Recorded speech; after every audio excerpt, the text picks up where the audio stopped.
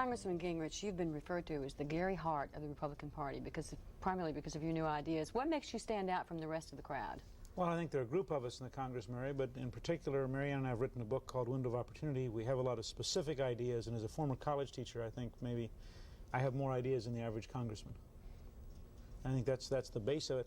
Plus, I guess there are a lot of parallels. Gary is sort of a liberal new ideas candidate, and I've been sort of a conservative new ideas candidate, and we've both been out preaching the gospel that there is change coming, that we are moving towards an age of information and an age that is different than the past, and that's going to require changes in both our parties and in both our ideologies.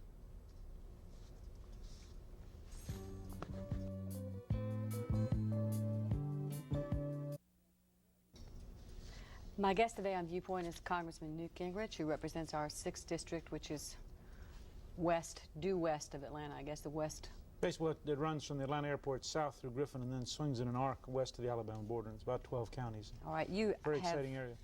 You have reached, I've called you a media darling. I mean, we are seeing you everywhere lately, Representative Gingrich, on television and being interviewed in various newspapers and what have you. You've reached national prominence through a series of actions and coincidences, or incidents, I guess I should say. Beginning really, or what pointed it off was your confrontation with Speaker Tip O'Neill last May over C-SPAN speeches, if you will, to an empty house, which enraged him. And then there was a confrontation on the House floor, which he was reprimanded for because of his language to you. Now, where does this leave you now? You are the leader of a group of young Republicans who have new ideas. What happens if, I mean, you're challenging the leadership, both Democratic and Republican, in the House. Where does this take you? What are your hopes for the future? Well, I think from my standpoint, I'm very excited by the fact that we have about 15 members of the House who work every week under the leadership of Vin Weber of Minnesota. We gather in a systematic way to try to talk about new ideas and how do we affect it on the House floor and what are we fighting for. I think that in some ways we were the group that first discovered that the power of television is not only on Channel 5, it's also on a thing called C-SPAN, which is the cable coverage of the House of Representatives, and that I kept trying to tell my colleagues, it doesn't, you know, the House floor may be empty, but if there are, on any given moment, there are about 250,000 homes watching C-SPAN. Now, the average politician would travel around the world 9 times to address an audience of 250,000 people. And yet, because of the power of television, we have the ability to go in and make a speech and reach out to a minimum of about 250,000 people at any given moment. And that's a tremendous audience. It's a real base to begin to build by. And one of the things that I was really struck by at Dallas at the Republican National Convention was the number of political activists who had gotten in the habit of watching C-SPAN. They'd get home, they'd switch around just to see what was going on, and they'd go on. In fact, I have to confess, last night, Marianne and I had been so busy in Dallas, we had not seen the convention. And last night, at about 11 o'clock, we found ourselves watching the things we had missed because C-SPAN was rerunning the highlights. And we stayed up till 1 o'clock because there were so many different speeches we had never seen that and it was very useful. So it's this kind of randomness that reaches out across the whole nation. Now, the funny thing, I guess, which I would challenge my critics with, is that when I was very young, Dwight Eisenhower used the first 30-second commercials ever used for politics. And all of the liberal intellectuals just screamed and said, this is terrible trying to shrink politics down to 30 seconds. Now, here I am, I'm a college teacher. My normal lecture at West Georgia College was 55 minutes. I've added 5 minutes. I do more research with better facilities in the Congress than I ever had at West Georgia. I give an hour lecture. Suddenly, all the people who complain about the 30-second commercial, because it's too short, are complaining because Gingrich talks for an hour. Now, my point to him is you can't have it both ways. If you want intellectual politics, it takes a long enough talk to be intellectual. Well, let's go back to the situation in the House, though, per se. The use of television is, we're moving into that age, and we'll talk more about that in a little while. I mean, we're in it, we're going to be using it more. But Tip O'Neill and many other people, of course, have said that politics is the art of compromise, and you say compromise in politics, you view that as the art of surrender. If your people and your group are throwing a wrench, if so to speak, into the machinery of the House politics, because apparently the minority Republican leadership is just about as upset with you as the Democrats are. I don't think that's true, but I'll... Rocking the boat. Let's let just me say come back that to that in just a minute. Then you know, will this be effective? Because it looks like Congress has worked on compromise. Is there another way that it can work? No, I think in the long run, Mary, that you have to have compromise, and you have to have bipartisanship. And for example, we try to work together in the Georgia delegation, even though I'm the only Republican in the House, and even though, say, some members would be far more liberal than I am. But for the state of Georgia, we all work together, and we put aside both ideological and party differences. But the real fight that's going on in Washington, and I think in the country, is a choice between a liberal welfare state and what we've called a conservative opportunity society. And you can compromise within either one. That is, if America is going to be a liberal welfare state, which is what Tip O'Neill wants, and we basically decide that, then the right of center liberal welfare staters can negotiate with the left of center and they can work out a deal. But if we're really fighting between two different views of the future, if we're really trying to change America from a liberal welfare state all the way across to a conservative opportunity society, then there's not much ground for compromise, because our vision of where we're going. Imagine that you and your husband were arguing between building a log cabin and building a very modern glass house. You would have a hard time compromising between those two visions because they're literally incompatible. And I think that's the same thing I'm saying here, that Tip O'Neill was first elected in 1936 to the state legislature. He is the embodiment of the rise of the New Deal, the rise of the big central welfare state bureaucracy in Washington. His vision of America's future is radically different from my vision. Okay, you're talking about possibilities, but I'm asking you about probabilities in the House.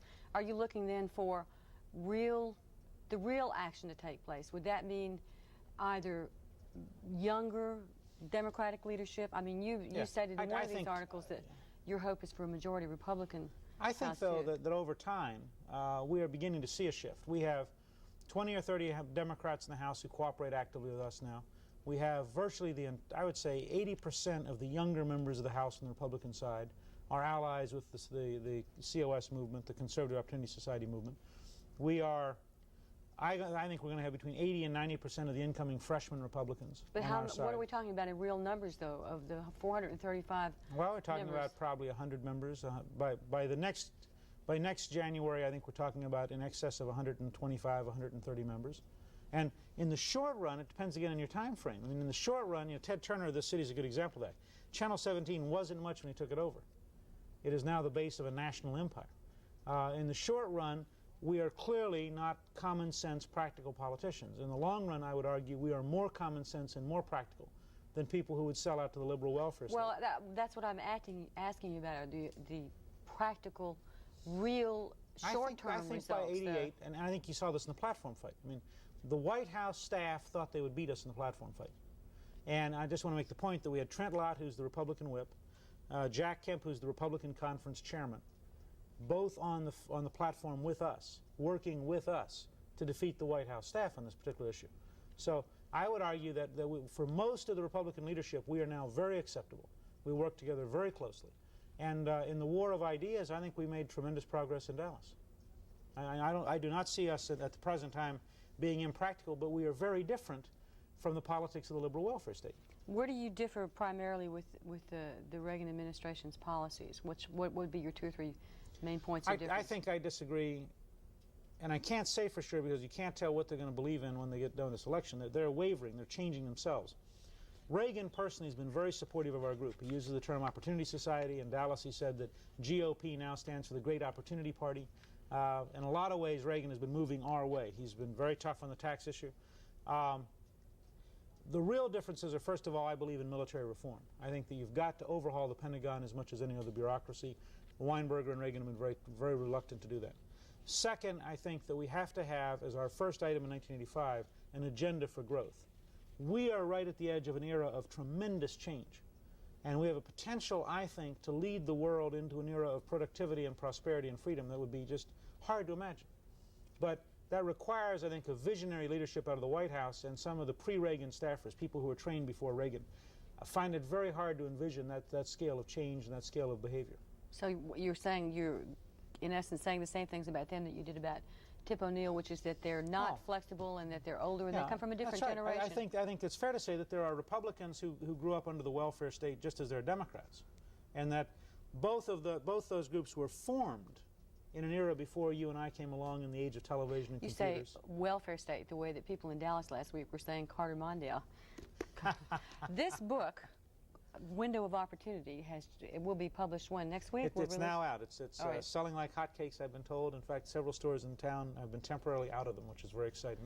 Nothing excites an author more than having a book sell out. This is the political version of Megatrends, in my opinion. I mean, in a sense, it deals with the same kind of things in that it's futuristic. It deals with different areas of change as we move into our next 50, 100 years, whatever, and it's another...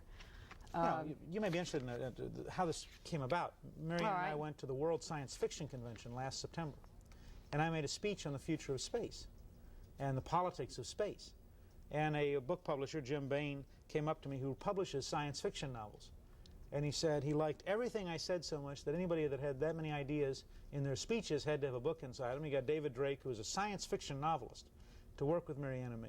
And we worked mostly over Christmas. We wrote the first draft, had some 26 people review it, including the #2 guy at NASA, Dr. Edward Teller, the famous physicist, a number of people like that. Mm-hmm. And I mention that as background because I really think it combines a science fiction vision of the future with very practical politics, with Toffler's Third Wave and Nesbitt's Megatrends. But it's basically a hands-on kind of thing. What I got from it was that, for instance, you talked about the fact that our government agencies, bureaucracies, for instance, are woefully obsolete as far as using high-tech, using computers to keep track of, for instance, Social Security, which was your example. The Social Security agency is years behind. Absolutely. And as opposed to a private stock investment firm, for instance, banking, any number of private firms. I think, Mary, that one of the most frustrating things about being a civil servant today is that all of the systems, the 1880 Civil Service Act, the 1920 style administration, the 1950 style office equipment, are all out of sync with the modern world. But how do we change it?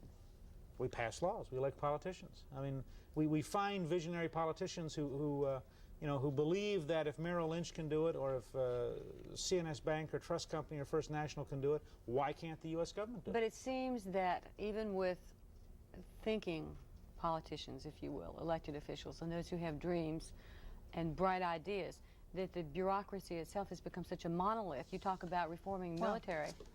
Well, let me tell you the thing. It seems to be resist all change. The thing that liberated me, Mary, was, I guess I've been in Congress about 5 or 6 months, and I suddenly looked around one day and I realized the Founding Fathers wrote this Constitution so that if we can get 218 members of the House and 51 members of the Senate and 1 president to sign a bill, you can change almost anything. I mean, this is a remarkably open system. And the trick is to figure out then how do you get, what is after all only 270 people. If 270 people agree, and they're the right 270, in the House, the Senate, and the White House, then you can change the bureaucracy almost overnight. But it hasn't happened, and it seems that with every new administration that we have, everyone has been going to cut government, and government keeps growing. And the reason I think it hasn't happened is because people focus on the wrong thing. I think the important thing is to build a national movement and to move towards an ability to gradually educate an entire generation of citizens and an entire generation of politicians. And then you'll see the changes occur almost overnight. Well, on that note, we'll take a break and be back in just a moment to discuss this brave new world.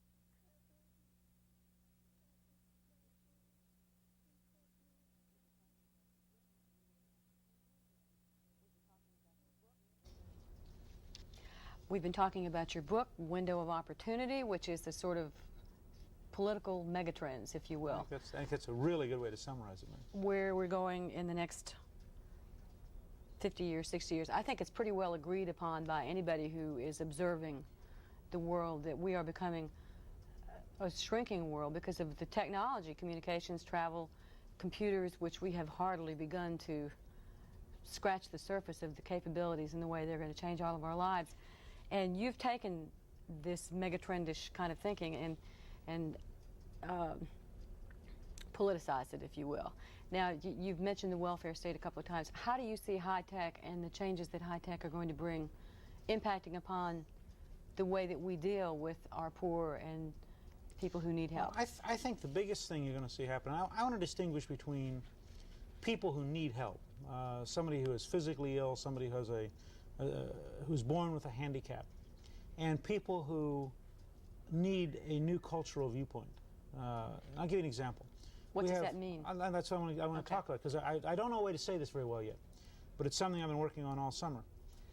We have hundreds of thousands of able-bodied young adults, many of them women who have children at the age of 14, 15, 16, who sit at home.